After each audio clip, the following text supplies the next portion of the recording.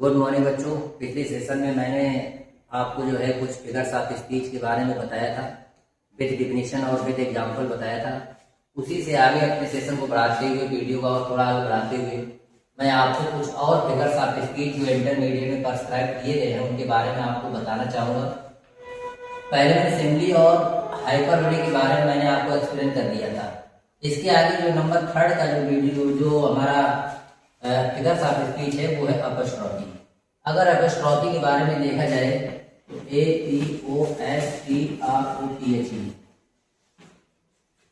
इसकी अगर डेफिनेशन देखी जाए, अपस्ट्रॉफी को हिंदी में संबोधन अलंकार कहा जाता है। क्या कहा जाता है? संबोधन अलंकार।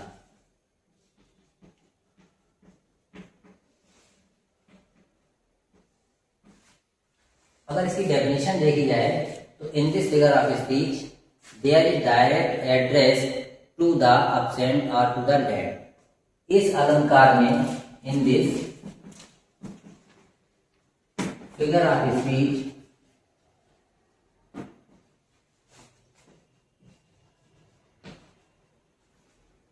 There is direct address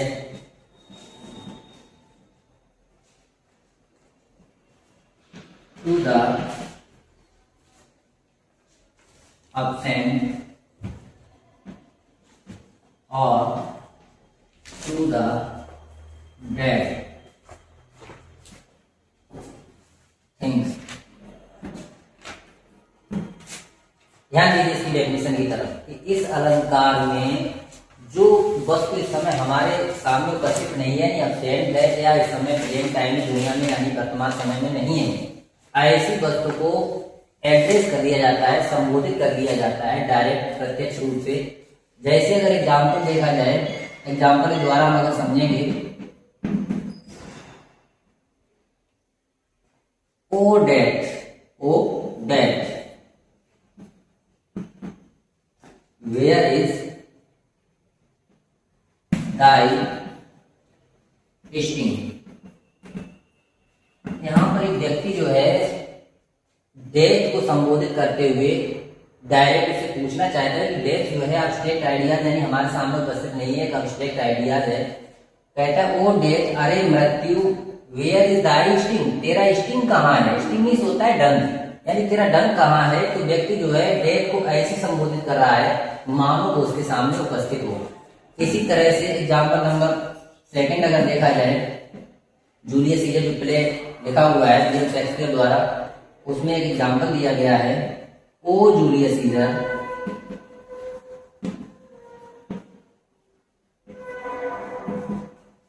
thou art mighty yet. इस सेंटेंस को जरा ध्यान से समझिए कि इसमें जूलियस सीजर नाम का जो प्ले शेक्सपियर द्वारा लिखा हुआ है, उसमें जो ब्रूटस है, जब जूलियस सीजर मर जाता है, after the death of Julius Caesar, उसका घोस्ट जो है, भूत जो है अपीयर होता है। और जब भूत अपीयर होता है तो ब्रूटस इतना परेशान हो जाता है घोस्ट से, तो वो उसके लिए एक शब्द बोलता है, ओ जूलियस सीजर, अरे जूलियस सीजर, तू अब भी शक्तिशाली है, इवन आफ्टर डेथ, यानी मृत्यु के बाद भी तू अभी शक्तिशाली है। तो ओ जूलियस सीजर ऐसा मालूम पड़ रहा है जैसे जूलियस सीजर उसके सामने उपस्थित हो, लेकिन वो नहीं है प्रेजेंट टाइम में, यानी उसका केवल घोस्ट उसके सामने अपीयर होता है। और एक बात याद ध्यान देना है कि अगर कोई अपस्ट्रॉफी, अगर कोई फिगर ऑफ स्पीच है किसी लाइन में पोएम की, तो उसमें साइन ऑफ एक्सक्लेमेशन का प्रयोग जरूर किया जाता है। अगर किसी भी पोएम की लाइन में अगर साइन ऑफ एक्सक्लेमेशन का प्रयोग किया गया हो तो समझ लेना उस लाइन में अपस्ट्रॉफी, फिगर ऑफ स्पीच का प्रयोग किया गया है। तो इस तरह से आप लोगों ने समझ लिया होगा कि संबोधन अलंकार क्या होता है, क्या इसकी डेफिनेशन होती है और किस तरह से इसको सेंटेंस में प्रयोग किया जाता है। इसी तरह से दूसरा जो अगला हमारा जो फिगर ऑफ स्पीच है वो है मेटाफर। मेटाफर को रूपक अलंकार कहा जाता है।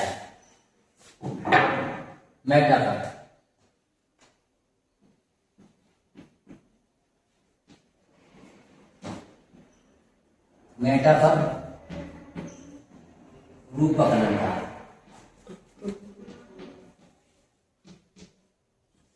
अगर इस अलंकार पर ध्यान दिया जाए तो इसकी जो डेफिनेशन होगी जाकर के, इन this figure of speech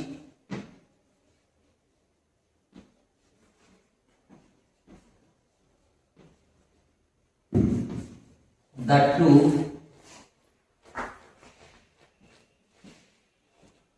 unlike objects are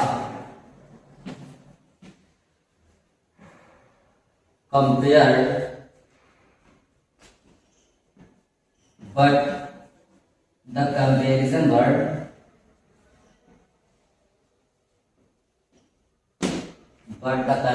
words as so, like are not used in this figure of speech.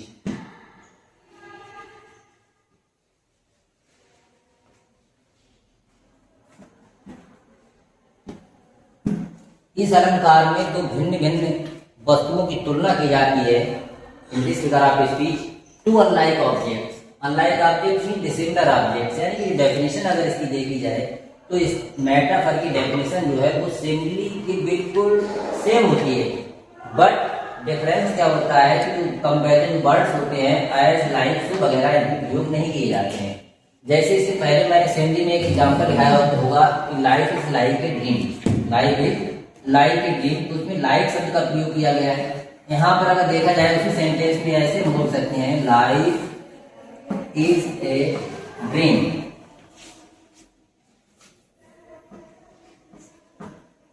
ध्यान दीजिए, इसमें लाइक शब्द हमने यहां से हटा दिया है। जिंदगी एक स्वप्न है, जिंदगी एक स्वप्न है, और उस सेंटेंस में सिमिली में मैंने बताया होगा जिंदगी एक स्वप्न की तरह है, यानी लाइक शब्द है एज टू लाइक जो कंपेरिजन वर्ड्स होते हैं इस अलंकार में प्रयोग नहीं किए जाते हैं। कह सकता हूँ it is an employed simile, ये जो अगर देखा जाए तो सिमिली का ही ग्रुप होता है, एम्प्लॉयड सिमिली होती है ये। और दूसरा अगर देखा जाए example, camel is the ship of the dessert,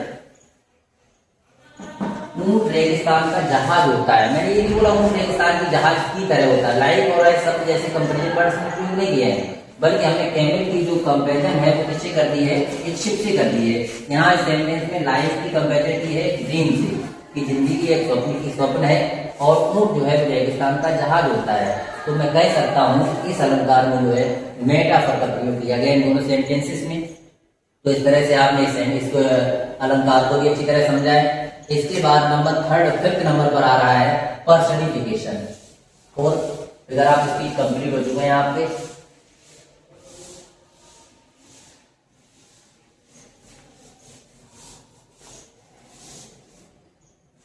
जो फिफ्थ नंबर का जो हमारा है personification,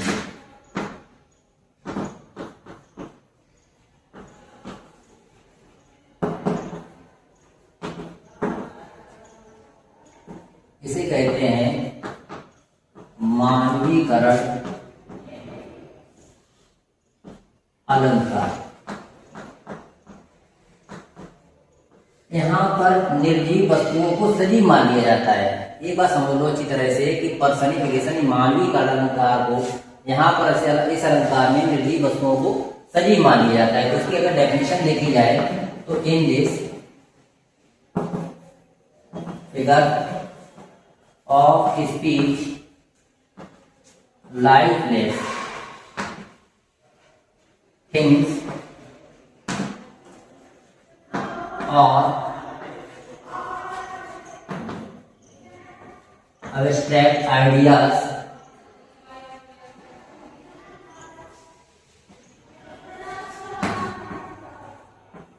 are suggested as though they have life। ध्यान दीजिए डेफिनेशन की तरफ कि in this figure of speech figure of speech, इस अलंकार में जो निर्जीव वस्तुएं होती हैं, जो लाइफलेस थिंग्स कह सकते हैं, जो निर्जीव वस्तुएं होती हैं या कोई भाववाचक विचार होते हैं, उनको ऐसा माना जाता है मानो, एज मीन्स मानो, दे हैव लाइफ, मानो उनमें जीवन हो, यानी भाववाचक विचार या निर्जीव वस्तुओं को सजीव मान लिया जाता है। एग्जाम्पल के तौर पर अगर देखा जाए तो जैसे लिखा हुआ है वॉल्स हैव ईयर्स, इसका मतलब है कि दीवारों के भी कान होते हैं। अब जरा ध्यान दीजिए कि दीवारें क्या कोई सजीव है, कान तो सजीवों के होते हैं, लेकिन सेंटेंस को ऐसे उसने एक्सप्लेन कर दिया है, ऐसे व्यक्त कर दिया है कि जैसे मानो दीवार को सजीव हो और उनके कान हो। जैसे लिखा हुआ है, दूसरा एग्जाम्पल देखा जाए, a lie has no legs, झूठ के पैर नहीं होते हैं। सेंटेंस को ध्यान दीजिए कि कोई झूठ कोई क्या है, अब्स्ट्रैक्ट आइडिया है, भाववाचक विचार है, लेकिन उसने ऐसे एक्सप्रेस कर दिया है मानो वो सजीव हो, उसमें जीवन हो। तो इस तरह से मैं कह सकता हूँ कि जो पर्सनिफिकेशन जो हमारा अलंकार होता है उसमें निर्जीव वस्तु या भाववाचक विचारों को सजीव मान लिया जाता है। तो इस तरह से आपके 5 फिगर ऑफ स्पीच कंप्लीट हो गए। 6 नंबर का जो फिगर ऑफ स्पीच है वो है oxymoron.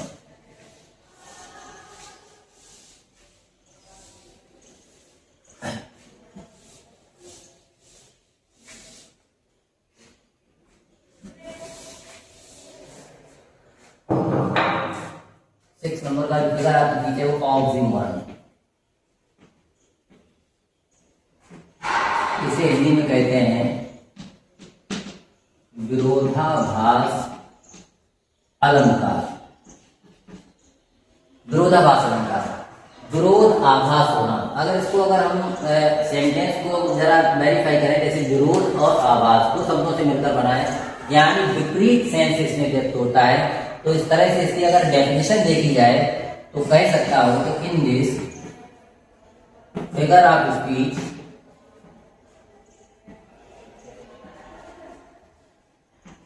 To opposite ideas are put together. ध्यान दीजिए कि in this figure of speech, इस अलंकार में दो विरोधी विचारों को, अपोजिट आइडियाज, विपरीत विचारों को, विपरीत भाव को एक साथ रख दिया जाता है, पुट टुगेदर, एक साथ रख दिया जाता है। तो ऐसे सेंटेंस में ऑक्सीमोरन यानी विरोधाभास अलंकार होगा। जैसे अगर एग्जाम्पल के तौर पर देखा जाए तो एग्जाम्पल जैसे लिखा हुआ है love, most famous example, love is the sweet poison.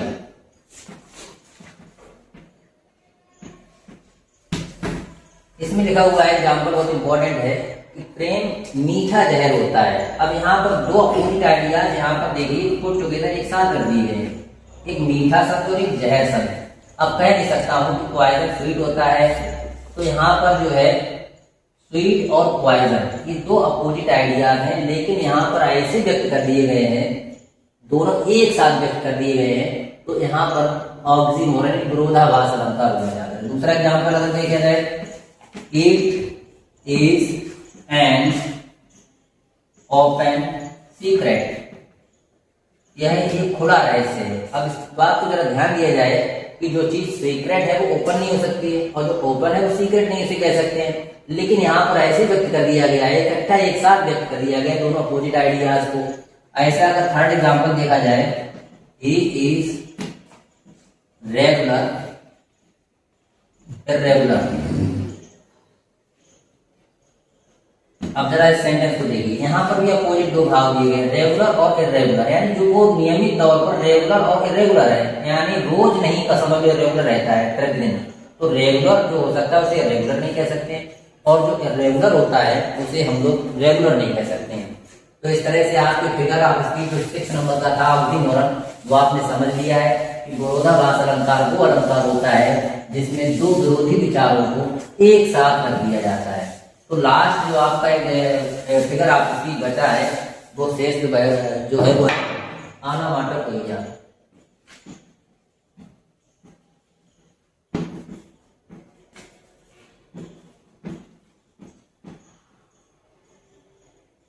इसे हम कहते हैं ध्वनि सूचक अलंकार। ध्वनि सूचक अलंकार, बहुत ही इजी टू रीड डेफिनेशन में इसको भी समझिए आप। ध्वनि सूचक यानी शब्दों की केवल ध्वनि से ही पता लग जाता है कि यहाँ पर वस्तु कौन सी है। तो इस तरह से इसकी अगर डेफिनेशन देखी जाए तो लिखने के लिए क्या आएगा निकल कर कि in this figure of speech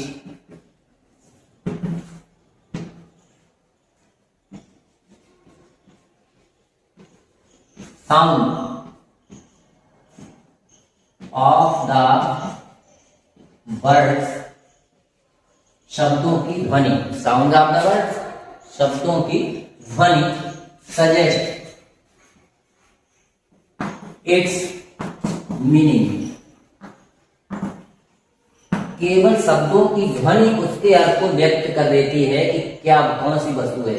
suppose that you are sitting inside the room, जैसे मान लीजिए अगर आप जो है कमरे के अंदर बैठे हुए हैं, ऊपर से कोई अगर कोई छत से ऊपर से कोई अगर एरोप्लेन गुजरता है तो हम कमरे के अंदर बैठ करके ही पता लगा सकते हैं कि यहाँ से कौन सी वस्तु गुजर रही है।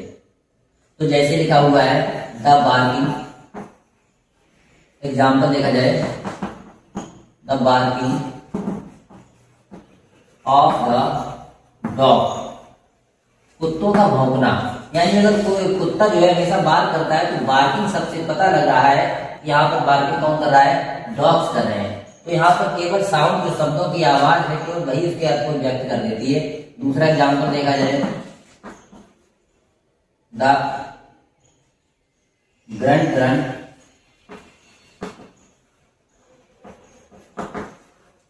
गोस द हॉग। हॉग है, जानवर होता है, सुअर कहते हैं। ग्रंट ग्रंट यानी घुर घुर करता है, उसकी साउंड होती है, वो जा रहा है। तो कह सकता हो कि इस अलंकार में, इस लाइन में जो है वो आनामात्र कोई है जो है फिगर ऑफ स्पीच का उपयोग किया गया है। तो इस तरह से बच्चों आपने सुना है, देखा है, पढ़ा है, विद डेफिनेशन और विद एग्जाम्पल पढ़ा है कि किस तरह से फिगर ऑफ स्पीच हमारे कोर्स में सबमिट किए गए हैं, उनको किस तरह से एग्जाम्पल और डेफिनेशन के साथ एक्सप्लेन किया जा सकता है, समझा जा सकता है। तो आप इसको पढ़िए, बार बार रिवाइज कीजिए, क्योंकि आपके बोर्ड में ही सबमिट किए गए, बोर्ड में ही आगे आने वाली कुछ प्रतियोगी परीक्षाओं में और भी अलंकार हैं, उनको भी और आगे एक्सप्लेन करूंगा। तो उनको ध्यान से पढ़िए और याद कीजिए इनको। Thank you.